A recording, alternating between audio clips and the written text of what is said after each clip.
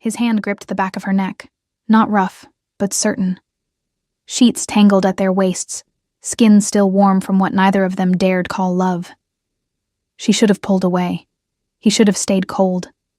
But instead, he whispered, "You ruined me, and I don't want to be fixed." If that line made you stop breathing for half a second, you're in the right place. Tap like. Hit subscribe. Because stories like this don't come wrapped in bows. They come in whispers, in heat, and in the wreckage we choose to stay for. And trust me, it only gets better from here. What's the price of a last chance? That was the first thing he asked her. No hello, no handshake, just that question. Emily Grant sat across from Gabriel Stone in a room too quiet for what was about to be decided. His office was glass and steel, cold as his stare. She didn't belong here, and she knew it. Her cotton blouse and cheap flats looked embarrassingly small against the backdrop of tailored silence. But she didn't flinch. "My father's store stays open," she said, voice low. "And the debt disappears." Gabriel nodded once. The man was carved in stone. His name wasn't just legacy, it was prophecy. Stone features, stone will, stone heart. He didn't blink when he slid the contract. Across the table. "You'll marry me. Legally, publicly. No emotional attachment. No physical expectations. It's a name exchange. A legal formality. You're just the name I need." Emily stared at the contract, her signature already typed under the bride's line. Her sister's name had been erased. Hers replaced it. Just like that. Erased. Replaced. Traded. "Why me?"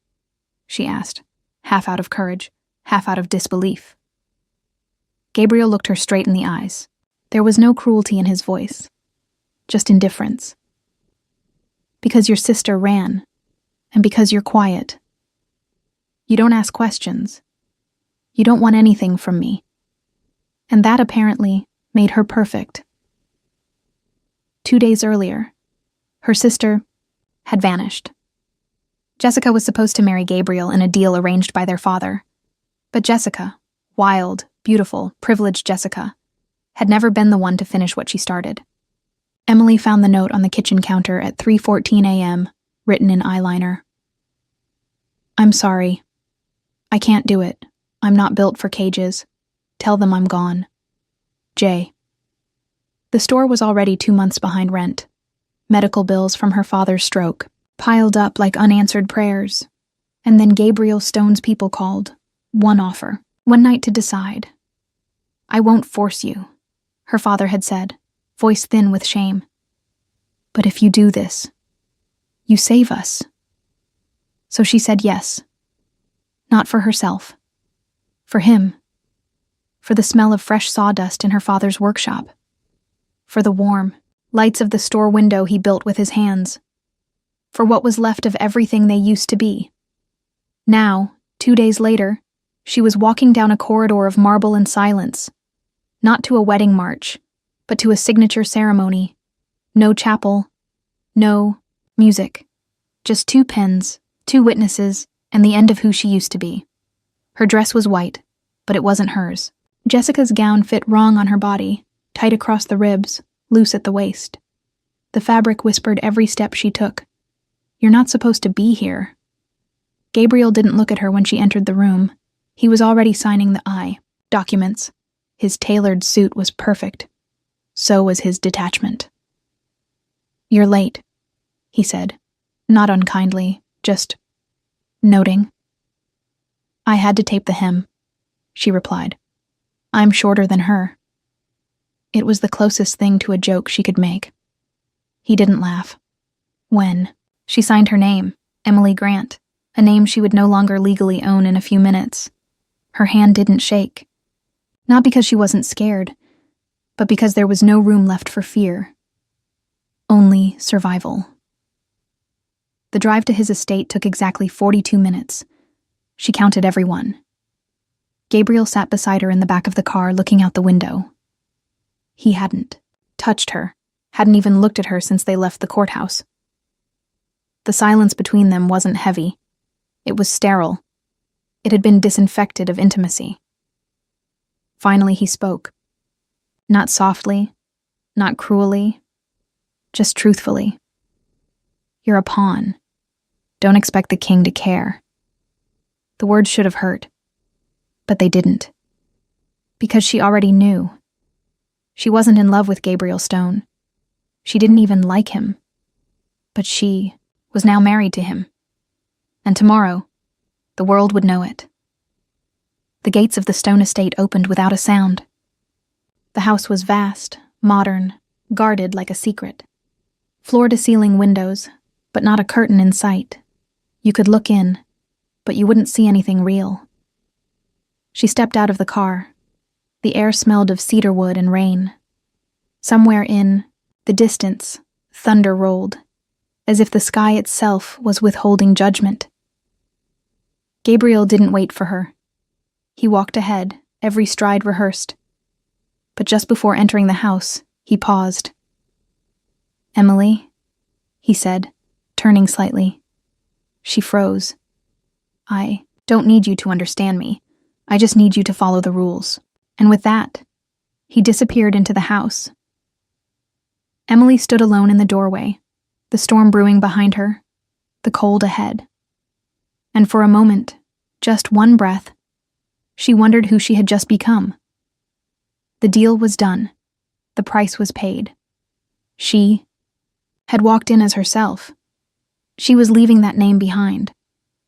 Would you sacrifice your identity to save someone you love? The car door clicked shut behind her, soft as a breath. And just like that, she belonged to a house that wasn't hers, with a man who didn't want her. The Stone estate was a marvel of architecture. Clean angles, steel bones, walls of uninterrupted glass. But it felt more like a mausoleum than a home. The kind of place where time didn't pass. It just posed for photographs. Emily trailed behind Gabriel, trying not to breathe too loudly on the polished floors. Her footsteps echoed anyway. This house didn't know her weight yet. "You'll sleep in the West Wing," he said without looking back. "You'll have your own quarters. We won't interact unless necessary." Necessary. The word landed like a slap in silk. "I understand," she replied, steady. He stopped walking. "You don't have to pretend to be okay with this." Emily shrugged. "I'm not pretending. I'm just adjusting." Gabriel tilted his head slightly. A flicker of something, curiosity, passed behind his eyes, but it vanished as quickly as it came. He gestured to a hallway on the left. "Mrs. Pierce will show you everything." And then he disappeared into a door that hissed closed behind him, like it had been waiting all day to do so. Mrs. Pierce was not what Emily expected. She was older, gray-haired but sharp-eyed, dressed in black like a Victorian secret. She smiled, politely but not warmly, and handed Emily a folder. "Schedule. Rules. Security codes. Do not enter the 3rd floor unless escorted.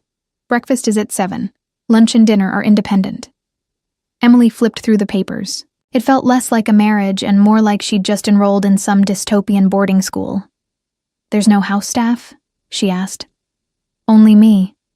And only when necessary." That word again. The room she was led to was beautiful. Too beautiful.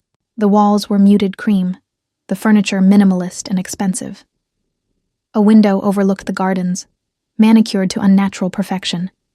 But there were no personal items, no books, no signs of life. "You may personalize it, within reason," Mrs. Pierce offered, reading her silence. Emily nodded. "Thank you." The woman lingered at the door before leaving. Her voice softened, just enough.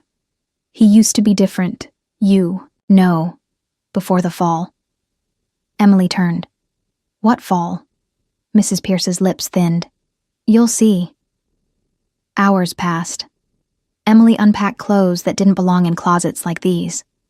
She took a shower that sprayed from 6 directions, dressed, in silence, and sat on the edge of a bed that felt more like display than comfort. She hadn't seen Gabriel since arriving. A part of her was relieved. The rest, curious. Who exactly had she married? She wandered the halls. Each room was spotless, calculated. Not a misplaced item, not a photo in sight. Even the books on the shelves looked unread. Decoration, not expression. Then she saw the piano. Black, grand, center of a room that felt like a showroom. She stepped closer. Light dust coated the keys.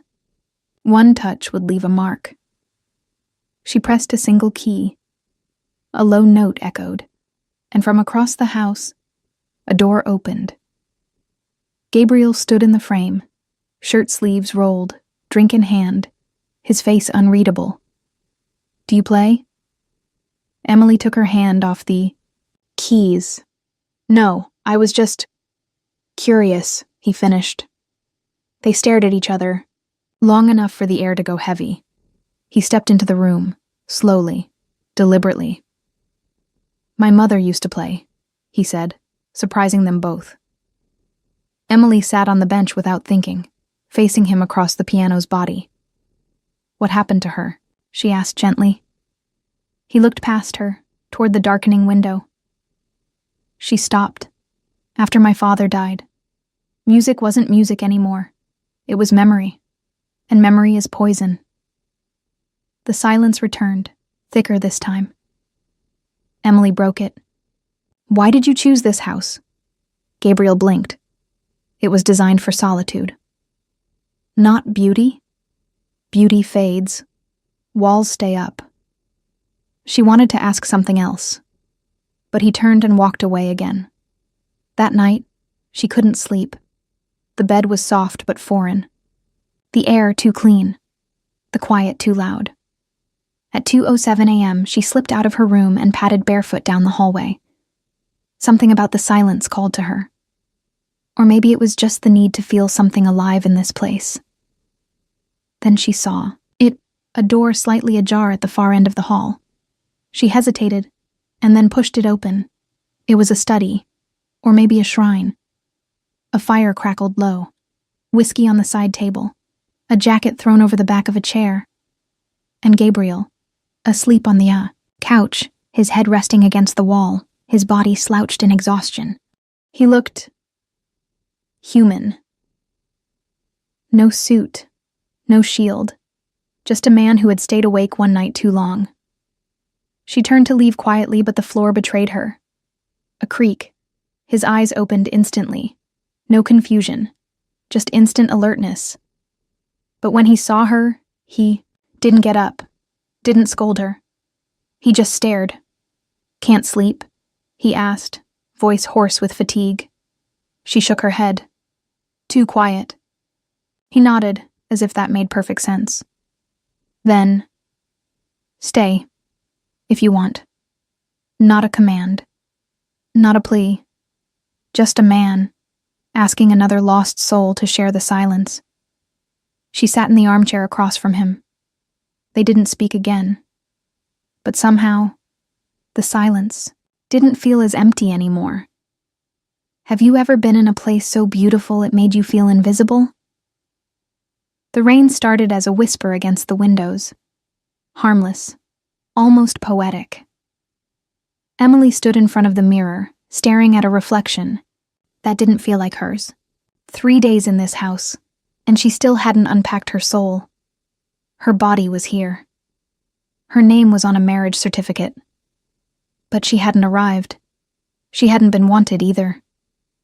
Behind her, the walls remained untouched. No photographs, no warmth. Just polished space and well-placed silence. That morning, Gabriel hadn't acknowledged her. Again. He'd passed her in the hall with a nod that could have been for the maid. They shared a house, but not a life. So that night, as thunder grumbled, in the distance, she made a decision. She packed no suitcase. Just took her phone, her wallet, and a hoodie that didn't smell like this house. She didn't leave a note. He wouldn't read it anyway. She stepped outside into the storm, and it welcomed her like an old friend. Rain soaked her hair within seconds. The gate was a 10-minute walk, but she didn't care. Each step was a tiny rebellion. each raindrop a baptism. The air tasted like freedom and salt. She didn't look back, until she heard him. "Emily!" She froze. Gabriel was standing barefoot in the gravel. No coat, no umbrella, just a man unraveling in the dark. "Where the hell are you going?" She turned. Water streamed down her face, hair plastered to her neck. And for once, she didn't lower her eyes. To remember who I was before this house turned me into a shadow.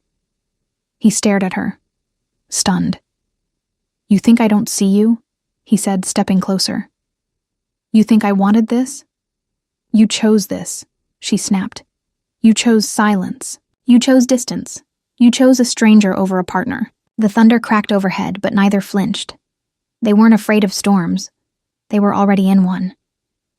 "I didn't choose you," Gabriel said suddenly. "Let's be honest.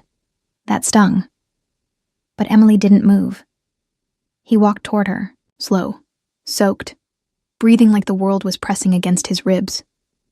"I chose you because I thought you were disposable." Her lips parted. The truth cut deeper than cruelty. "But you're not," he continued. "You're in every room. In every breath I try to control. And I hate it because you weren't supposed to matter." A silence fell so heavy, it choked. "The wind. You're the only thing that does," he said. And then, he dropped to his knees in the rain, not because of guilt, but because something in him finally gave out. He didn't beg, didn't plead. He just knelt there, eyes locked on hers, rain dripping from his lashes like tears he refused to show. "Don't leave," he said. "Not you. Not when you're the only real thing left." Emily didn't know what moved her. Maybe it was the honesty in his collapse. Maybe it was the moment he stopped being a storm and became a man in ruins. She walked toward him, slowly. The way you walk toward a wounded animal, and she knelt too, not in submission, in solidarity. She placed her hands on his shoulders, warm on cold, flesh on stone, and then she kissed him. Not sweetly, not gently. It was a kiss with teeth, with breath, with rain and rage and desperation. His arms pulled her close, not like a possession, but like a life raft. They stood together, forehead to forehead, soaked, shaking. And in the storm, they weren't strangers anymore. Back inside, they didn't speak. She dried her hair. He changed shirts. He made tea, awkwardly, as if the act itself was foreign. They sat in the same room but on different couches. But something had shifted. This wasn't a ceasefire. It was the first real moment of recognition. And when he looked at her over the rim of his mug, he didn't look away. Sometimes it takes a storm to wash away the silence. We're taught to walk away when we're unseen, unheard, unwanted. But what if, just once, someone falls to their knees? Not because they love us yet, but because we made them feel something again. Think of the last time someone surprised you, not with flowers, but with honesty. Would you have stayed in that storm? Or kept walking? The mansion had a pulse. Emily felt it on her fourth night, like a quiet rhythm under the marble, something just beneath the surface, humming. She couldn't sleep. Again. Gabriel hadn't spoken more than 3 words to her since the rain. He was civil now, even polite. But polite was not intimacy. She wandered the halls barefoot, letting her fingers trail along the edges of polished wood. The house was too clean, too curated. Nothing out of place. No signs of living, only evidence of surviving. Then she saw it. Hallway she hadn't noticed before. Narrow, dim, and at the end, one door. Every other room had wide windows and elegant handles. This one had a matte black knob. And it was slightly ajar. She hesitated. Something in her said, "Don't." Something deeper said, "Go." So she stepped inside. The air changed instantly. Dust, wood, something softer. Lavender, maybe. The scent of something once tender, long buried. It was a nursery, frozen in time. Books lined the lower shelves. Tiny shoes were tucked beside a hand-sewn blanket, still folded. The crib was immaculate, untouched, as if expecting someone. And on the far wall, a painting of a boy. Maybe 2 years old. Blonde curls. Gray eyes. Gabriel's eyes. Emily didn't touch anything. She just stood there as the truth settled onto her skin like ash. He had a child. Or he had one. And then she heard it. The door creaked behind her. Get out. His voice wasn't loud. That made it worse. She turned slowly. Gabriel stood in the doorway, shirt half-buttoned, breathing hard, like he'd sprinted through the house. I didn't mean to. I said, "Get out." But she didn't move. Not out of defiance, out of heartbreak. This was his room, she said softly. Gabriel stepped forward. His face was pale, his jaw clenched. You think you know something now, because you saw a crib? I think I know pain when I see it. He laughed, a sound sharp and hollow. No, you think you do. But you don't know what it's like to look at a room and wish it had burned instead. Emily flinched, but didn't leave. What happened? She asked. He walked past her, ran a hand along the edge of the crib. His name was Caleb. He was 2. He died in a car accident while I was in a boardroom negotiating a billion-dollar deal. I missed his last birthday, and his last breath. Silence fell again. Emily's throat tightened. I'm sorry. Gabriel looked at her, truly looked, eyes bloodshot, chest rising and falling too fast. Don't apologize. You didn't lock the door. A beat. Then another truth, low and raw. His mother left a week later. She blamed me. So did I. For the first time, the cracks in Gabriel weren't quiet.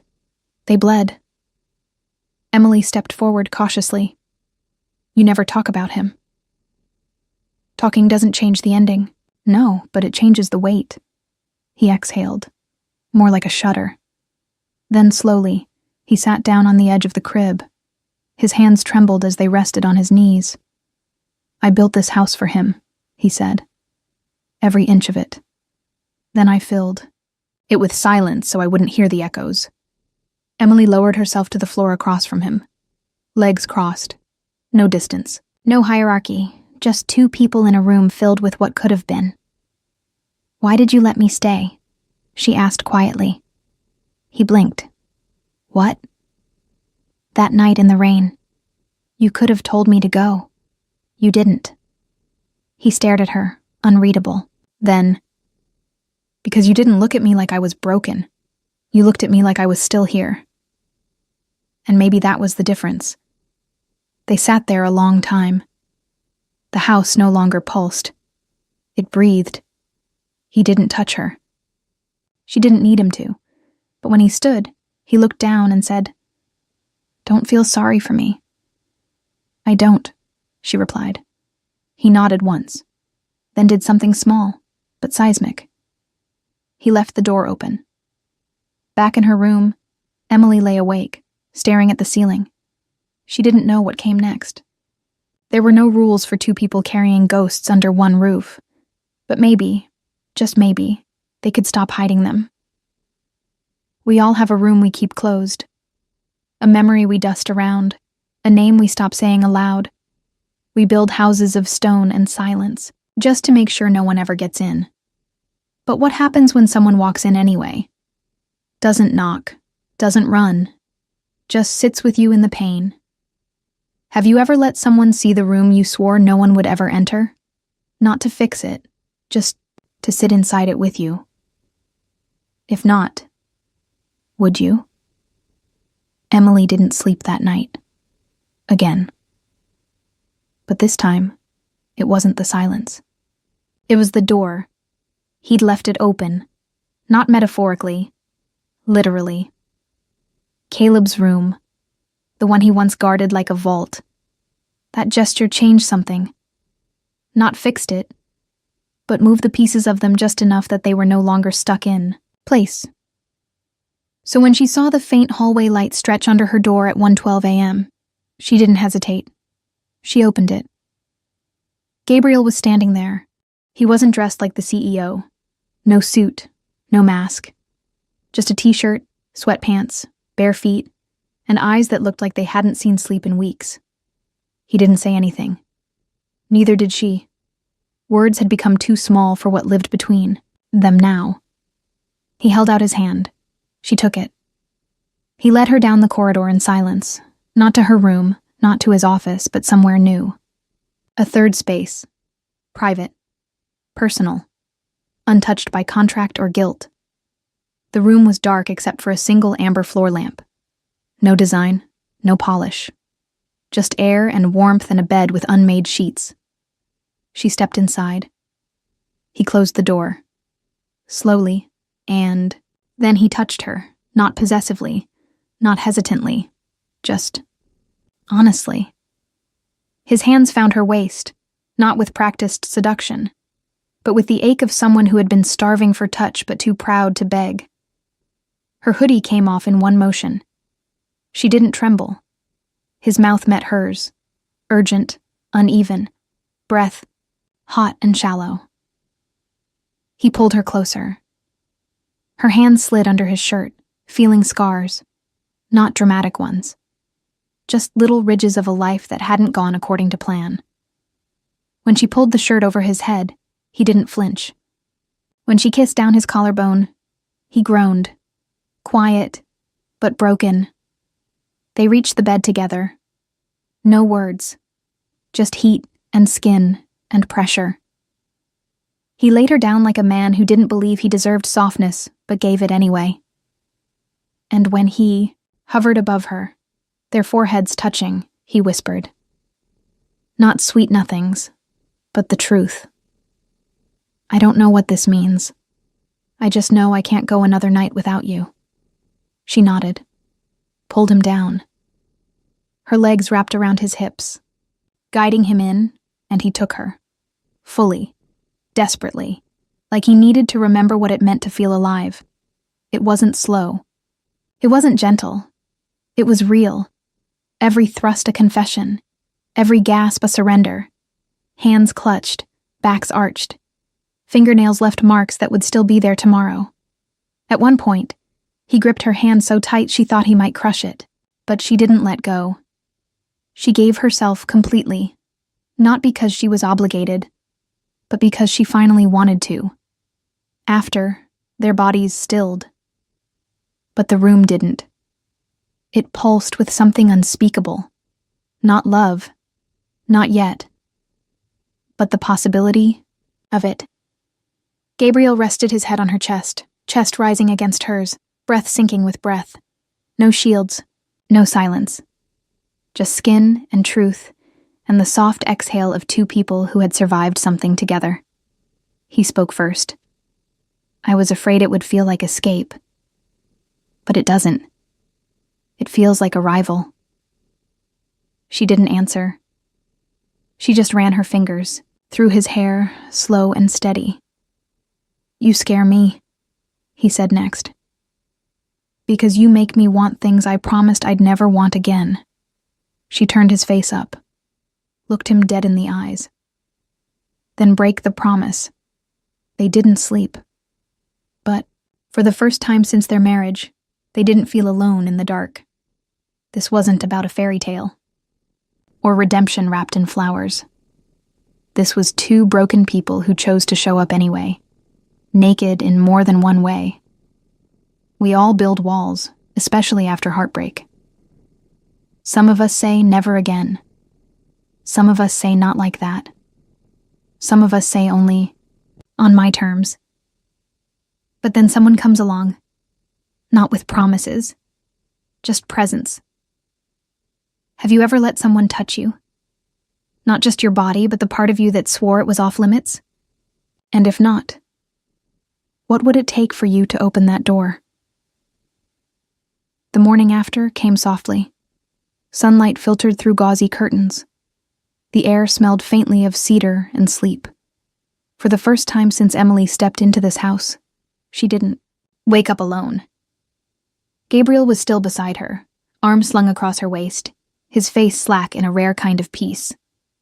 Not power, not control, just stillness. She watched him breathe, felt his warmth against her back. It felt like something had started, but it was already ending. She found out by accident. That afternoon, while Gabriel was on a call upstairs, courier arrived with a thick white envelope addressed to Mr. Gabriel Stone and spouse. Mrs. Pierce wasn't around. Emily took the envelope inside, meaning to leave it in his office, but it tore slightly as she handled it. Not much. Just enough to expose the top sheet. She wasn't going to read it, until she saw her name, and then she did. It was a memorandum from Gabriel's legal team, dated 2 weeks before the wedding. Title: Asset Protection Plan, Marriage Strategy. She scanned it, her fingers numb before she even reached the third paragraph. By entering into a legally binding marriage prior to the pending investigation, Mr. Stone may shield a significant portion of personal holdings by transferring ownership to the spouse under Connecticut's marital property laws. It went on, dry, technical, cold. It listed her by name. Spouse: Emily Grant, no known prior assets, low media profile, low legal risk. She was a line item, a risk assessment, a loophole. And worst of all, Gabriel had planned it, long before he ever looked at her like she mattered. When he came downstairs, she was already gone. Not out of the house, out of the room, out of his reach. She sat in the sunroom, still holding the paper, hands trembling, knees drawn to her chest. "Emily," he said, voice soft, cautious.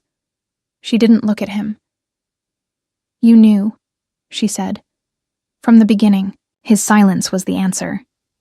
"You planned to marry me not because you had to, but because I was useful." He stepped closer. "It's not what you think." Her laugh was sharp. "No? Then explain it to me like I'm not a business decision." Gabriel rubbed his face, exhaled. "Yes, I did what I had to. I was being targeted. My board was waiting to strip everything from me. Marriage was the fastest way to protect what was mine. And I was just convenient." "You were safe," he said quickly. "You weren't part of that world. You wouldn't leak. You wouldn't betray me. I didn't want to fall in love with you." "Then why did you?" she cut in. He froze. She stood, fire now burning through her throat. "I let you touch me. I let you see me. I didn't ask for flowers or feelings, just honesty. And you couldn't even give me that." Gabriel's voice cracked for the first time. "I didn't think you'd stay if you knew. That was the worst part. He didn't trust her with the truth. Not because he didn't believe in her, but because he'd never believed in anyone." Emily packed a bag, one change of clothes, her phone, the same wallet she'd brought here. Gabriel didn't stop her. He followed her to the door, silent. When she reached the threshold, she paused. "I could have forgiven the plan," she said without turning, "but not the fact that you kept pretending. It wasn't one." "I didn't know how to stop pretending," he whispered. She stepped outside. The door closed between them. She didn't go far. Not yet. Just to the inn by the train station. A place with squeaky floors and real curtains. A place that didn't make her feel like she was drowning in someone else's silence. She didn't cry. She couldn't. She lay on the bed, fully clothed, listening to the hum of traffic below. The betrayal didn't come from what Gabriel had done. It came from who he chose not to be when it mattered. At 9:43 p.m., her phone buzzed. One message. "Gabriel, you weren't supposed to mean anything. That was the plan. But you ruined it. You ruined everything. And I don't know how to fix it." She read it once. then again. Then she turned the phone face down. Some wounds needed quiet to scar. You can forgive. A lie. But can you forgive being treated like a calculated move? So often we walk into someone's life thinking we're seen, only to discover we were selected. Not for love, but for strategy, safety, convenience. Have you ever felt like someone didn't choose you? They just chose not to be alone, and when you found out, did you stay?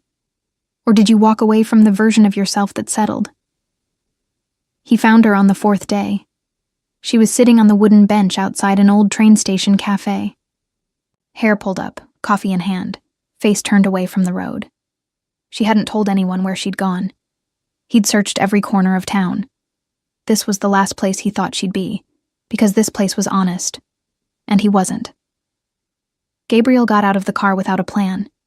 No script. No contract. No idea what he'd say.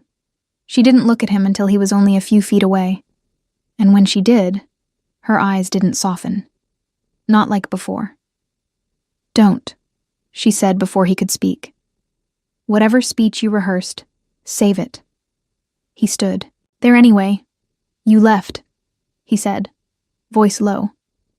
But you didn't block my number. You wanted me to come. Emily looked away. No. I just didn't want to erase you. He stepped closer. The gravel crunched under his shoes. She didn't flinch. But she didn't reach for him either. I don't know how to do this, he admitted.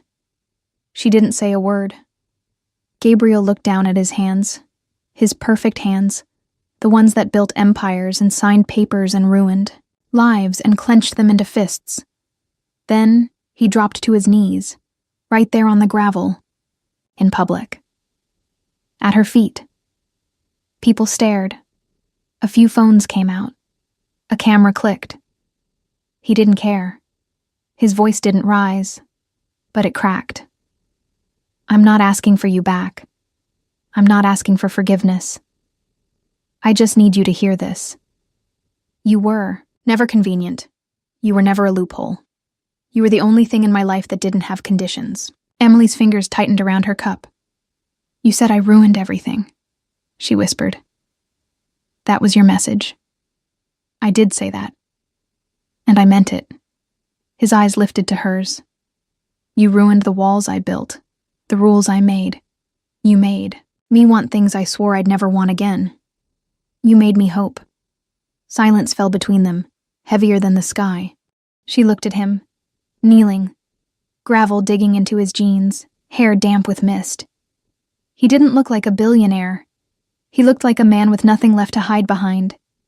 I didn't leave because of the contract, she said finally. I left because you didn't trust me enough to tell me the truth. I didn't trust anyone, he said. But that's not your fault. That's mine. Another beat. Then, I never had someone who stayed because of who I was. Only for what I could give.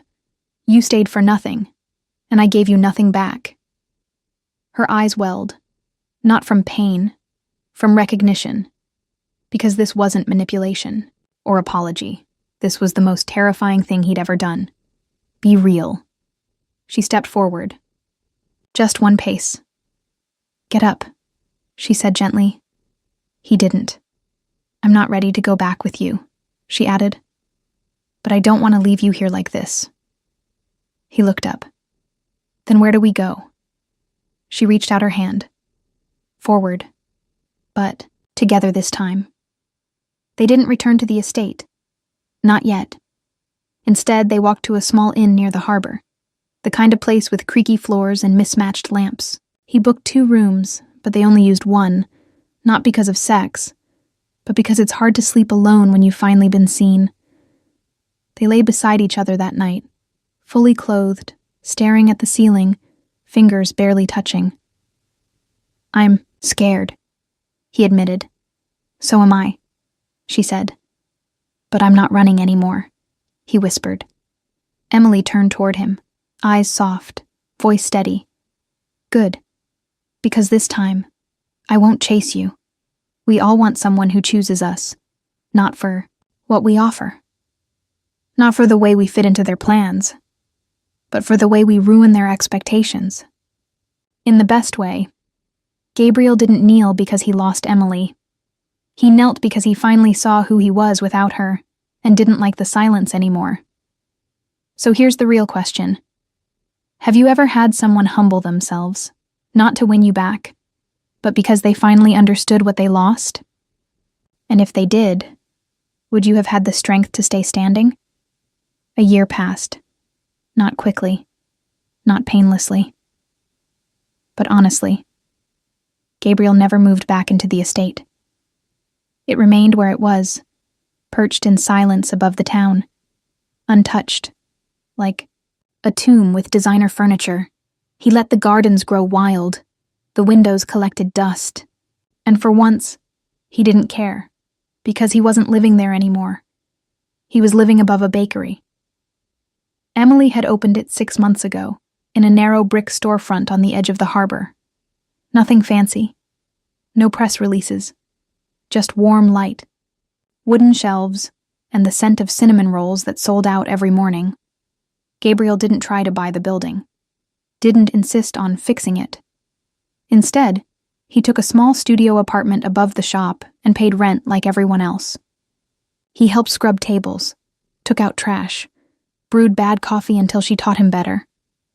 Every morning, he came downstairs, hair messy, sleeves rolled, hands warm with flour. Every morning, she looked at him like she'd never stopped choosing him. They didn't make declarations. They made breakfast. They didn't renew vows. They rewrote habits. He learned how to wait without controlling. She learned how to ask without apologizing. They healed like people do. Not in one moment, but in small, ordinary choices that added up to something extraordinary. One crisp autumn morning, Gabriel walked into the bakery carrying 2 cups of coffee. He handed one to Emily and sat on the stool behind the register. "You have an interview today," she reminded him. He groaned. "Yes, but it's not that kind of interview." "What kind is it?" "The kind where someone from the post asks me what it's like to go from private jets to hand-mixing dough." She raised an eyebrow. "What are you going to say?" Gabriel sipped his coffee. "I'm going to say it was the first real thing I've ever done." Emily smiled. Not wide, but deep. And he added, just loud enough for her to hear, "I'm going to say I finally won something that matters." The reporter came at 2 p.m., all charm and carefully rehearsed curiosity. They sat outside, sun low in the sky, the ocean blinking silver in the distance. She asked the expected, "Do you miss the company?" He shook his head. "Not the building, not the boardroom. I miss the certainty." But certainty was killing me. She leaned forward. "There's a rumor you got married during the fallout. Quietly, discreetly." Gabriel smiled, eyes drifting to the window above the bakery. "I did. What would you say that marriage gave you?" He didn't answer right away. Then he said, "A second chance, and someone who didn't need me to be anything but real." When the interview ended, he came back upstairs. Emily was folding laundry. His, hers, theirs. It was all the same now. He walked over, took her hand. "I said something today I want you to hear again," he murmured. She looked up, curious. He pulled her close, forehead to hers. "You're not just the woman I married. You're the only thing I've ever chosen without fear.